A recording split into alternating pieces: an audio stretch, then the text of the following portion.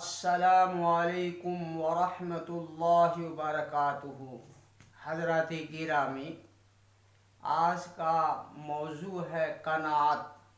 الحمدللہ کفا والسلام علی عبادہ الذین اصطفیٰ، اما بعد۔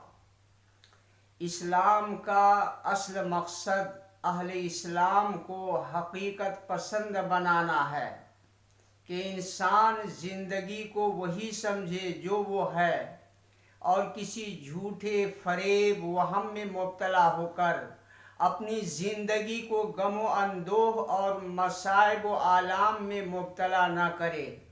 اور اسلام چاہتا ہے کہ ایک مسلمان دوسرے کے مال و دولت کی طرف حسد کی نظر سے نہ دیکھے، بلکہ دیکھ کر ماشاء اللہ کہے۔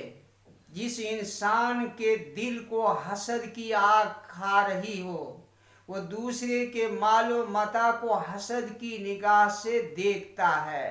ایسا انسان کا سینہ نفرت و عداوت کے جذبات سے ابل پڑتا ہے۔ اس طرح سے وہ اپنی شقاوت و بدبختی کو دعوت دیتا ہے۔ اس لیے ہر انسان اپنے سے کمتر انسان کی طرف دیکھے جو ان نعمتوں سے محروم ہے۔ اس طرح سے خوشی اور مسرت کے علاوہ دل میں اطمینان پیدا ہوتا ہے۔ قناعت کا خلاصہ یہ ہے کہ انسان اللہ تعالیٰ کے عطا کردہ رزق دولت پر ہر وقت راضی رہے، اور جس کا حصول اس کے لیے ممکن نہیں، اس کی خواہش سے بالکل دور رہے، اور نہ اس کی طرف اپنی للچائی ہوئی نگاہ سے دیکھے جو دوسروں کو عطا کی گئی ہے۔ چنانچہ ارشاد باری تعالیٰ ہے، وَلَا تَتَمَنَّوْا مَا فَضَّلَ اللَّهُ بِهِ بَعْضَكُمْ عَلَى بَعْضٍ۔ جو کچھ اللہ تعالیٰ نے تم میں سے کسی کو دوسرے کے مقابلے میں زیادہ دیا ہے، اس کی تمنا نہ کرو، کیونکہ ناممکن الحصول چیز کی تمنا انسانی دل و دماغ کو غم و الم میں مبتلا کر دیتی ہے۔ حدیث نبوی ہے، دنیاوی مال و دولت اور ساز و سامان کی خدائی تقسیم پر تم راضی ہو جاؤ تو تم غنی ترین انسان بن جاؤ گے۔ حدیث نبوی ہے، لیس الغنی عن کثرت العروس انما الغنی غنی النفس، یعنی تمنگری بدل است نہ بمال۔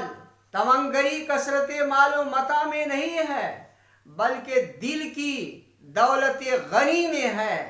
انسان طبعا لالچی اور اس فانی دنیا کا حریص ہے، اور انسان دنیاوی مال و متاع سے کبھی سیر نہیں ہوتا۔ آپ کبھی کسی انسان کی زبان سے یہ نہیں سنے ہوں گے کہ میرے پاس روپیہ بہت زیادہ ہو گیا ہے۔ حدیث نبوی میں ہے کہ اگر ابن آدم کو سونے کی 2 وادی مل جائیں تو تیسری وادی کی خواہش کرے گا، اگر تیسری بھی مل جائے تو وہ ایک چوتھی وادی کی خواہش کرے گا۔ ابن آدم کا پیٹ تو صرف مٹی ہی بھر سکتی ہے۔ اللہ تعالی ہم لوگوں میں قناعت کی صفت کو پیدا فرما دے، آمین۔ وما علینا الا البلاغ۔